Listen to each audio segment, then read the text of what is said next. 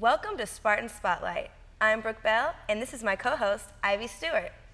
This month on Spartan Spotlight, we have a wide variety of activities for you to partake in around UT.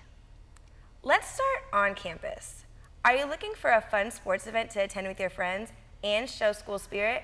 The men's lacrosse team would love your support. And I love to support them. Reporter Adam Weiner has more information about this up-and-coming sport on campus. This is an exciting year for UT sports. Coming off their inaugural season, expectations are high for the UT men's lacrosse team.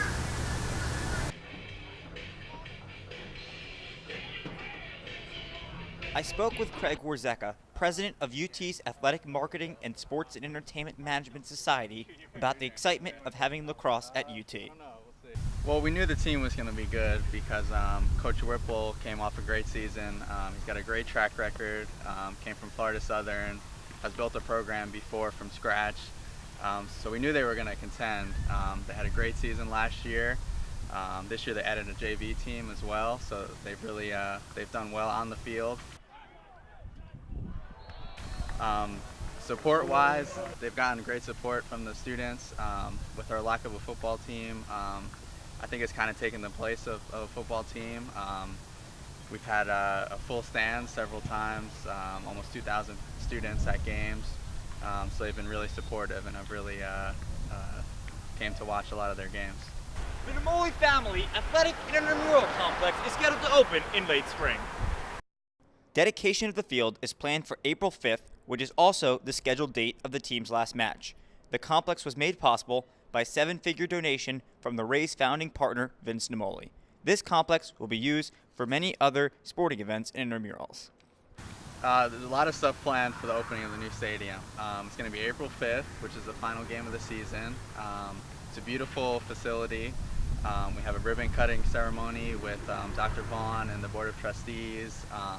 Vince Namoli, who the field is named in, former owner of the Tampa Bay Rays, will be there, so it's going to be a huge event. We also have planned a Healthcare Appreciation Day for that game, where we're going to be honoring some healthcare professionals as well as some healthcare organizations here on campus. So we'll have a lot of stuff going on, and I know the team is very excited as well. They've been looking forward to it. Craig also gave me some insight on what to look forward to with women's lacrosse being added to UT's athletics next year. Being able to have them play at that new state-of-the-art turf facility, I'm really excited about the support that we can generate from them.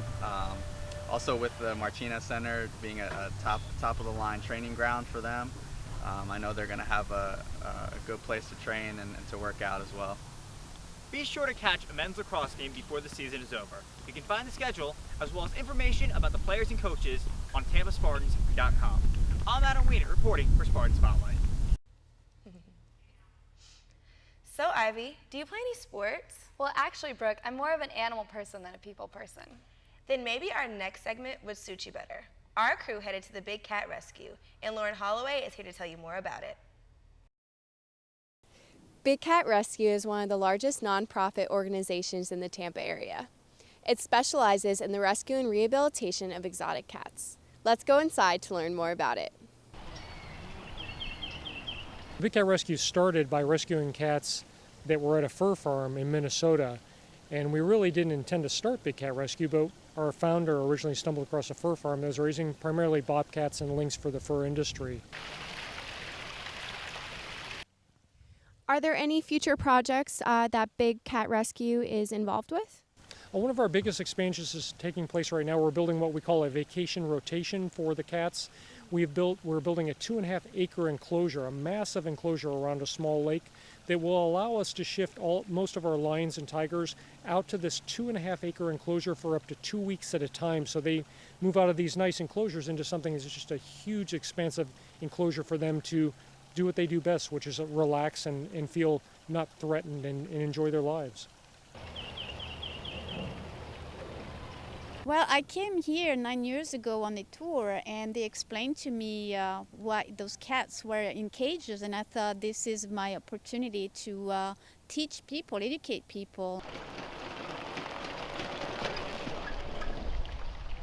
I can give medication to the cats. I learned to do that. I am a keeper, so I go around and make sure they're okay. I clean their cages. I make sure they have fresh water every day. Feeding, I mean, we do it all for them. We would love volunteers' help. So if they want information about how to become a volunteer or how to become an intern or how to donate, if they go to bigcatrescue.org or go to our Facebook page, we have about 80,000 likers. They'll get information about all those programs and become a part of the solution, advocate for the cats. It's really a rewarding opportunity.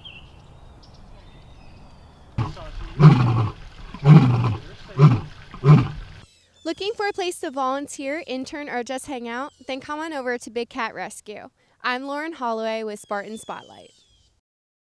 Meow. Those are some cool cats, Ivy. Not as cool as the one you're wearing. After feeding them all day, you probably work up quite an appetite. You're right, but where can a college student go to get good food on a budget? Funny you ask, because our next reporter, Anna Brown, has just the place for you, with a little something extra at Flicks and Food Trucks. It's your typical Thursday night. Don't know what you want to do? Come on down to Flicks and Food Trucks every third Thursday for a twist on dinner and a movie. Flicks and Food Trucks is located in the Channelside district of Tampa. Every third Thursday from 6 to 10 p.m., you can expect 10 to 15 gourmet food trucks, live music, and independent short films running 10 to 15 minutes each. Greg and Tiffany are the founders of Flicks and Food Trucks in Tampa. They couldn't be more excited about the positive responses and large turnouts from the local community. We have these markets where we have these small businesses out in tents and they sell to the public, and we want to support local. But here's a whole new thing coming out on wheels, and it's restaurant on wheels. So we thought we have to come up with some type of an event or a concept that we can support all of these trucks that are going to be coming into the area. From cheesesteaks to cupcakes, these food trucks are serious about their variety and original tastes. I just love the atmosphere. It's situated between two great bars. All the food trucks have different themes and a lot of different twists on some really good food, so I like trying the new food. I do have my favorites. But it was clear that one food truck stood out from all the rest. I know Wicked Witches quite well. There's a Cuban Philly that's really good, and then there's lobster poutine French fries, really, really good. I would still say Wicked Witches. Just go there. That's right, Wicked Witches. They specialize in creative sandwiches and, like the motto on their truck says, their food is so good, it's sinful. Let's not forget about the flicks, though. With new short films being shown each month, you are bound to find something just for you. The movies, when we were getting ready to program the movies, we approached a couple different colleges because we really wanted to work with students directly. And we got in touch with the Tampa Bay Arts and Education Network, and they also work directly with the Independent Film Festival. And they went ahead and teamed up and put together some award-winning films from students for us. And it's been great. I've got my cupcake and now I'm waiting on the flicks. But first, I've got to stop by Wicked Witches. For Spartan Spotlight, I'm Anna Brown. That looks like a full day of activities to me. I would love to work out with those lacrosse boys to work off all that food I eat at Flicks and Food Trucks. Good idea, Brooke. We should see when they practice. You think they would let us, though? We should probably talk about this later. For Spartan Spotlight, I'm Ivy Stewart. And I'm Brooke Bell. Until next time, shake what your mama gave you.